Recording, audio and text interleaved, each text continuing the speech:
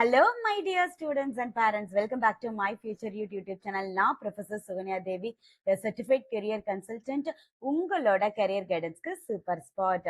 இந்த வீடியோல நிறைய ஸ்டூடெண்ட்ஸ்க்கு சீட் மேட்ரிக்ஸுக்கும் வேகன்சி லிஸ்ட்டும் நிறைய கன்ஃபியூஸ் பண்ணிக்கிறாங்க, இன்னும் புரியல அப்படிங்கிறாங்க. ஸோ அதனால இதுல சீட் மேட்ரிக்ஸும் வேகன்சி லிஸ்ட் பத்தி நான் தெளிவா சொல்ல போறேன். ஸோ லாஸ்ட் வீடியோவா ரேடியோகிராஃபி அண்ட் இமேஜிங் டெக்னாலஜி போட்டேன். அந்த ரேடியோகிராஃபி இமேஜிங் டெக்னாலஜிவே எக்ஸாம்பிளா எடுத்து சொல்றேன். ஸோ இந்த ரேடியோகிராஃபி அண்ட் இமேஜிங் டெக்னாலஜி கோர்ஸ்ல வந்து பாத்தீங்கன்னா டோட்டலா பாத்தீங்கன்னா 360 சீட்ஸ் இருக்குது. For example Madras medical college Chennai வந்து 20, Stanley medical college Chennai 20, medical college Chengalpattu 20, இந்த மாதிரி கொடுத்துருக்காங்களா. இது பேர் வந்து சாங்ஷன்ட் சீட்ஸ் அப்படின்னு சொல்லுவாங்க. எஸ்எஸ் அப்படின்னா சாங்ஷன்ட் சீட்ஸ்.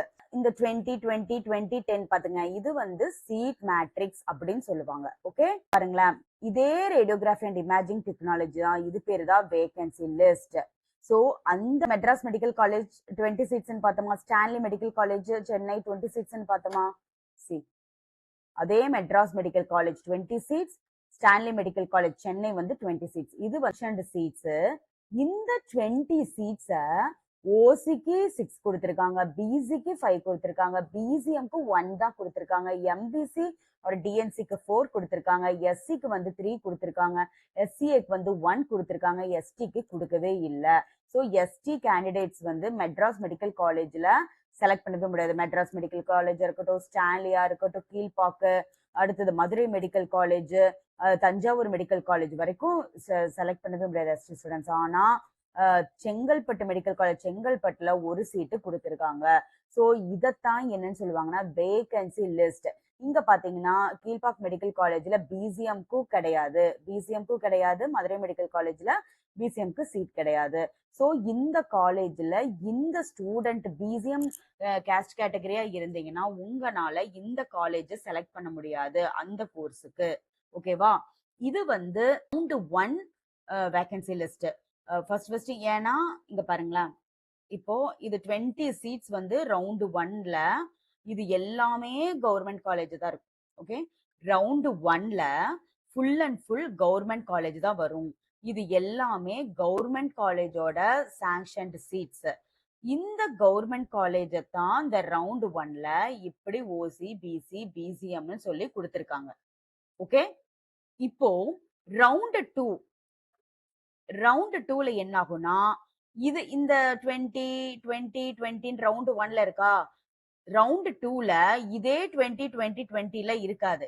என்ன ஆயிரும், ரவுண்ட் 1, ரவுண்ட் 2, ரவுண்ட் 3 கவுன்சிலிங் பாத்தீங்கன்னா ஒரு ரேங்க் கொடுத்திருப்பாங்க. இவ்வளவு கட் ஆஃப்ல வந்து கவர்மெண்ட் காலேஜ்ல செலக்ட் பண்ணலாம்னு சொல்லி கட் ஆஃப் கொடுத்திருப்பாங்க. சோ அந்த கட் ஆஃப் உள்ள ஸ்டூடெண்ட்ஸ் இந்த மெட்ராஸ் மெடிக்கல் காலேஜ் ஃபில் பண்ணிடுவாங்க, ஸ்டான்லி மெடிக்கல் காலேஜ் எல்லாம் எடுத்துருவாங்க, கீழ்பாக்க. ஏன்னா எல்லாத்துக்கும் ட்ரீம் காலேஜ் இது. ஸோ இதெல்லாம் ஃபில் ஆகி சிலதெல்லாம் என்ன ஆகும்னா, இந்த கீழே இருக்கக்கூடிய அந்த government Viluppuram medical college, Thiruvarur government medical college Thiruvarur, இல்ல government Sivaganga medical college Sivaganga, இல்ல இதுல எதுவும் இல்லைன்னா 23 மெடிக்கல் காலேஜஸ் இருக்கு. டோட்டலா 350 சீட்ஸ் இருக்குது. ஓகே, இதுல எல்லாருமே இந்த சீட்டை வந்து எடுப்பாங்கன்னு இல்ல. பிசிஎம்ல விட்டுருக்கலாம், பிசிஎல்ல விட்டுருக்கலாம், ஓசியில வந்து ஏதாச்சும் ஒரு சீட்டு விட்டுருக்கலாம், இல்ல செலக்ட் பண்ணிருப்பாங்க. அவங்களுக்கு பிரைவேட் காலேஜ் தான் போகணும்னு இருக்கும். டாப் செல்ஃப் ஃபினான்சிங் காலேஜ் தான் அமௌண்ட் பே பண்ணி போற மாதிரி செல்ஃப் ஃபினான்சிங் காலேஜ்னா கொஞ்சம் அமௌண்ட் கம்மியா இருக்கும். அப்ப செல்ஃப் ஃபினான்சிங் காலேஜ்ல போய் இப்படி போறதா இருந்ததுன்னா, இப்போ government Erode medical college hospital பெருந்துறையில கிடைச்சிருக்கு. ஆனா அவங்களுக்கு டாப் செல்ஃப் ஃபினான்சிங் காலேஜ் பிஎஸ்ஜில தான் போகணும், அந்த மார்க்குக்கு கிடைக்கும் அப்படின்னா இந்த சீட்டை அவங்க எடுத்திருந்தாலும் அதை வந்து ஸ்கிப் பண்ணிடுவாங்க. ஸோ இந்த சீட் அவங்க வந்து போகலையா, அந்த அலாட்மெண்ட் ஆர்டர்னு ஒன்று இருக்கா, அதை வந்து எடுத்துட்டு போய் ஜாயின் பண்ணும்ல, அதை வந்து ஜாயின் பண்ண மாட்டாங்க. ஜாயின் பண்ணாதனால இந்த சீட் எடுத்த அந்த பொண்ணு என்னன்னா அவங்களுக்கு இன்ட்ரெஸ்ட் இல்லைன்னு சொல்லிட்டு இந்த 3வது சீட் இருக்குதுல்ல, இது வந்து ரவுண்ட் 2ல வந்துரும். ஓகே, இப்ப 2 சீட்டு மட்டும் யாராச்சும் எடுத்துப்பாங்க, அந்த ஒரு சீட்டு வந்து அந்த பொண்ணு எடுக்காதனால அது ரவுண்ட் 2க்கு வந்துரும். சோ அப்படி பார்த்தா டோட்டலா இங்க 350 சீட்ஸ் இருக்கா, இங்க எத்தனை சீட் இருக்கு, 360 சீட் இருக்கு. ஆனா அந்த வேகன்சி லிஸ்ட்ல எவ்வளவுதான் இருக்கு, 350 சீட் தான் இருக்கு. அப்போ எங்க போச்சு இன்னும் ஒரு 10 சீட். ஸோ அப்படி பார்த்தா ESIC medical college and hospital KK Nagar Chennai வந்து தனியா 10 சீட்ஸ் வந்து இஎஸ்ஐ ஹாஸ்பிட்டல் மட்டும் சீட் மேட்ரிக்ஸ் தனியா கொடுத்துருக்காங்க. ஸோ இந்த சீட் மேட்ரிக்ஸ்ல எல்லாத்தையும் சேர்த்து கொடுத்துருப்பாங்க. ஆனா இந்த வேகன்சி லிஸ்ட்ல வந்து இஎஸ்ஐ ஹாஸ்பிட்டல் 90 சீட்ஸ் இருக்குது டோட்டலா. அந்த 90 சீட்ஸை மட்டும் தனியா எந்தெந்த கேட்டகரிக்கு வரும்னு சொல்லிட்டு அந்த வேகன்சி லிஸ்ட்ல தனியா கொடுத்துருப்பாங்க. ஸோ இது வந்து 2025 உண்டான வேகன்சி லிஸ்ட். 2026 உண்டான வேகன்சி லிஸ்ட் அப்டேட் பண்ணணும்னு ஃபியூச்சர் யூடியூப் சேனல்ல வந்து போடுவேன். ஸோ ஒவ்வொரு ஸ்டூடெண்ட்டும் இந்த ஃபியூச்சர் யூடியூப் சேனலை வந்து சப்ஸ்கிரைப் பண்ணிக்கிங்க. அப்படியே அந்த வாட்ஸ்அப் சேனலையோ டெலகிராம் சேனலையோ ஜாயின் பண்ணிக்கிங்க. அப்பதான் நான் போடக்கூடிய ஒவ்வொரு வீடியோவும் நோட்டிஃபிகேஷன் உங்களுக்கு வரும். நான் அதில் வீடியோ போட்ட உடனே அந்த வாட்ஸ்அப்லேயும் டெலகிராம்லேயும் அப்டேட் பண்ணிடுவேன். ஸோ உங்களுக்கு யூடியூப் நோட்டிஃபிகேஷன் வரலைனாலும் நீங்கள் அங்கே ஆக்சஸ் பண்ணி பார்த்துக்கலாம். அதுக்காக தான் நான் திரும்ப திரும்ப சொல்லிட்டு இருக்கேன். இம்பார்ட்டன்ட் அப்டேட்ஸ் எல்லாம் நீங்கள் மிஸ் பண்ணிடக்கூடாது கவுன்சிலிங் டைமில். அதனால ஒவ்வொரு ஸ்டூடெண்ட்டும் டெலகிராம் சேனலையும் வாட்ஸ்அப் சேனலையும் ஜாயின் பண்ணுங்க. யாருக்காச்சும் சாய்ஸ் ஃபில்லிங் டவுட் இருக்குது, கெரியர் கைடன்ஸ் வேணும் அப்படின்னா கண்டிப்பாக என்னை காண்டாக்ட் பண்ணுங்க. ஸோ இப்போ வந்து இந்த சீட் மேட்ரிக்ஸும் வேகன்சி லிஸ்ட்டும் புரிஞ்சிருக்கும் கிளியரான்னு நான் நினைக்கிறேன். அதுக்கப்புறம் நிறைய ஸ்டூடெண்ட்ஸுக்கு டவுட் இருக்குது, ரவுண்டு 1ல மட்டும்தான் கவர்மெண்ட் காலேஜ் வருமாங்க மேம், ரவுண்டு 3ல வராதா அப்படின்னு. அப்படிலாம் எதுவுமே கிடையாது. இப்போ பிஎஸ்சி நர்சிங், பிஃபார்ம், பிபிடி அதெல்லாம் பார்த்தீங்கன்னா ரொம்ப வாண்டட் பேராமெடிக்கல் கோர்சஸ். ஸோ எல்லா ஸ்டூடெண்ட்டும் கவர்மெண்ட் காலேஜை ரவுண்டு 1லயே எடுத்துருவாங்க. சில ஸ்டூடெண்ட்ஸு எனக்கு டாப் செல்ஃப் ஃபினான்சிங் காலேஜ் தான் வேணும்னு சொல்லிட்டு என்ன பண்ணுவாங்க அப்படின்னா, அந்த ரவுண்டு 1ல லோ கவர்மெண்ட் காலேஜா அவங்க திங்க் பண்ற அந்த காலேஜ் கிடைச்சாலும் அதை ஸ்கிப் பண்ணிட்டு top self financing college select பண்ணுங்கிறதுக்காக ரவுண்டு 2ல வருவாங்க. அப்போ இந்த ரவுண்டு 1ல அவங்க ஸ்கிப் பண்ணாங்க இல்லையா, அந்த ரவுண்டு 1ல ஸ்கிப் பண்ண அந்த கவர்மெண்ட் காலேஜ் ரவுண்டு 2ல வந்துரும்.